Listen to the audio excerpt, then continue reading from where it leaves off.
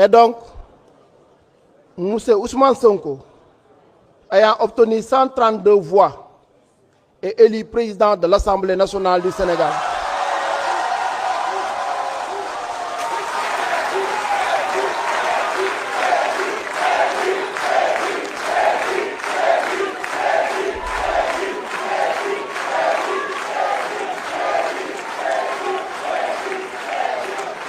Chers collègues,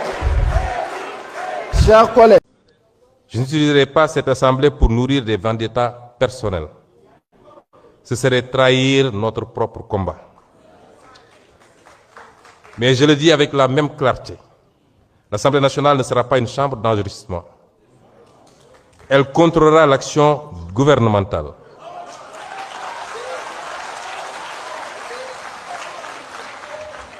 Elle exercera pleinement ses prérogatives constitutionnelles de vote des lois, de contrôle de l'action du gouvernement et d'évaluation des politiques publiques.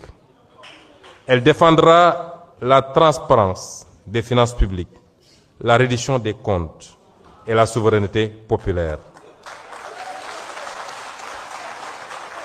Elle usera de tous les leviers de contre-pouvoir, tous les leviers de contre-pouvoir constitués. Elle usera de manière responsable, mais tout aussi ferme, de tous les leviers de contre-pouvoir constitués selon la gravité des faits et des circonstances.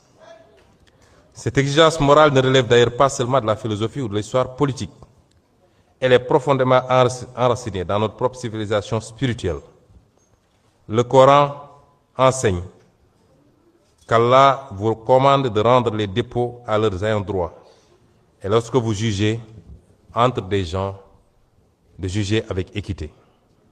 Le pouvoir est donc un dépôt, une charge, une responsabilité devant les hommes et devant Dieu. Le calife Omar ibn Khattab craignait d'être tenu responsable. Craignait d'être tenu responsable devant Dieu si une mule trébuchait faute de route entretenue. Voilà le sens véritable de l'éthique politique. Considérer que chaque injustice ignorée, chaque privilège toléré, chaque renoncement devant la vérité finit par fragiliser toute la communauté nationale. Mes chers collègues, nous sommes entrés dans une nouvelle phase de notre histoire politique. Elle sera difficile. Elle sera traversée par des tensions, des tentatives de division et des pressions multiples. Mais elle peut aussi devenir un moment de maturation démocratique. Le Sénégal doit montrer à l'Afrique qu'une crise politique peut être affrontée sans haine, sans violence et sans effondrement institutionnel. Nous devons prouver qu'un peuple africain peut débattre fermement sans détruire son propre État. Nous devons démontrer que la fidélité aux principes est plus forte que les calculs de circonstances. Je tends la main à tous les députés de cette Assemblée, majorité comme opposition. Car au-dessus des appartenances partisanes, il existe une exigence supérieure, celle qui consiste à préserver la République, et l'histoire retiendra